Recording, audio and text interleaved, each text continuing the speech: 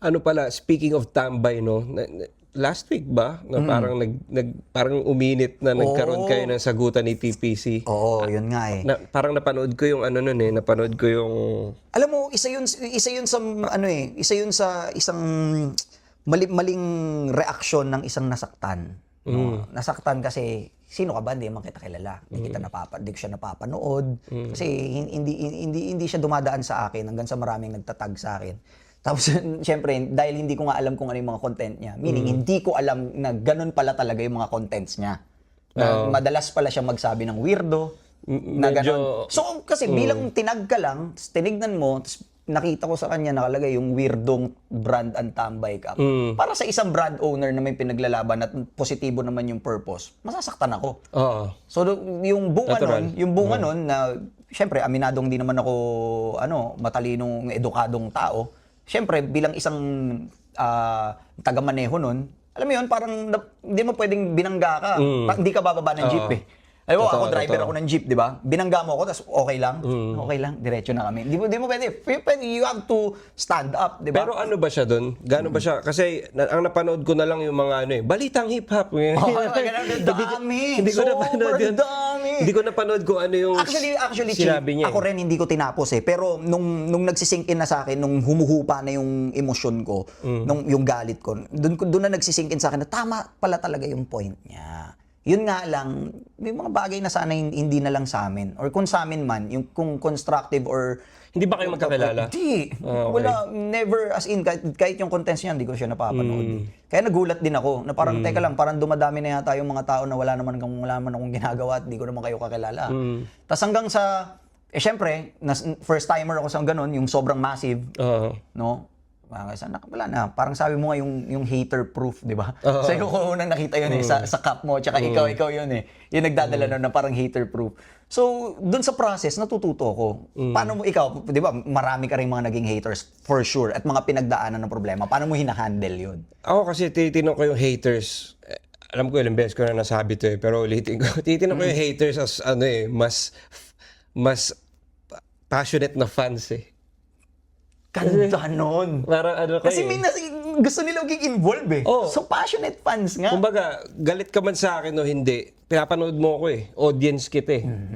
And kasama ka dun sa ano. So, nakakainis yung sinasabi mo, pero merong part ko na parang thankful na nagpe-pay attention ka eh. Yun yung hindi nagsisingkin sa akin noon. Kita mo? Yun pala yun. Tsaka, tinitingnan ko is as more of reflection nila sa sarili nila kung ano yung sinasabi nila sa akin kaysa sa akin.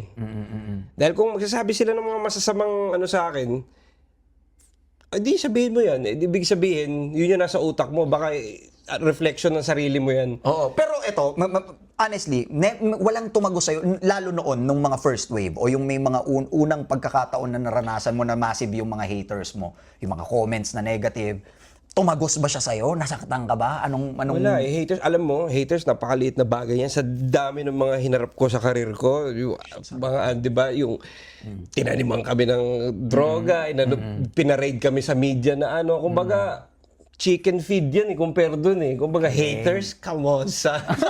Ganda nun! Kumbaga, mas marami pa akong nalampasan na ano eh.